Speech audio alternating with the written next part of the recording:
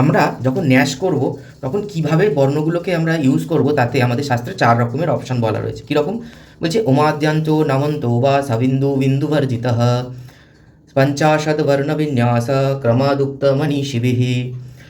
কীরকম পেলাম 4টে অপশান। প্রথমে অপশানে বলছে ওমাদ্যন্ত নমন্ত বা, অর্থাৎ 2 রকমের পেলাম, ওম আদি অন্তে থাকবে অথবা নম অন্তে থাকবে, দুটো পেলাম।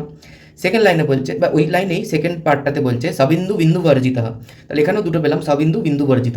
তাহলে আমরা যদি এটাকে অল পসিবল কম্বিনেশন করি তাহলে 4টে অপশান পাওয়া যাবে। একটাতে বলছে ওমাদ্যান্ত, আর পরের পার্টটাতে বলছে সবিন্দু। তাহলে এটা একটা পেলাম, ওমাদ্যান্ত সবিন্দু মানে আদিতে অন্তে ওং দেবো এবং বিন্দু যোগ করা হবে, অর্থাৎ বর্ণের সাথে অনুস্বার, বাংলায় বললে অনুস্বার, অথবা সংস্কৃতে যদি বলি তাহলে বিন্দু যোগ হবে। তাহলে ওং কং ওং খং ওং, এইভাবে।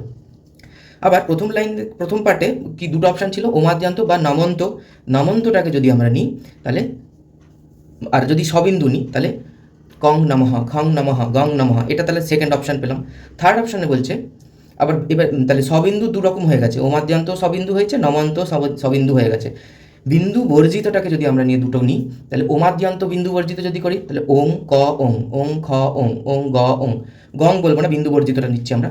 তাহলে অনুস্বারগুলো বা বিন্দুগুলো বাদ দিয়ে তাহলে ওং ক ওং খ ওং গ ওং, এইভাবে। আবার যদি বিন্দু বর্জিত নমন্ত করি তাহলে ক নমঃ, খ নমঃ, গ নমঃ, ঘ নমঃ, ওং নমঃ, এইভাবে যদি করি তাহলে এটা হলো 4 নম্বর।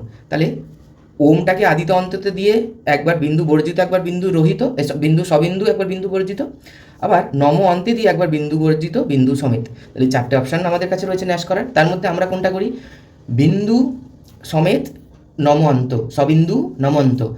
কীরকম হচ্ছে, সবিন্দু মানে কং, আর নমন্ত মানে লাস্টে নম থাকছে, তাহলে কং নমঃ, খং নমঃ, গং নমঃ, ঘং নমঃ, ওং নমঃ, চাং নমঃ, এইটা আমরা ইউজ করি।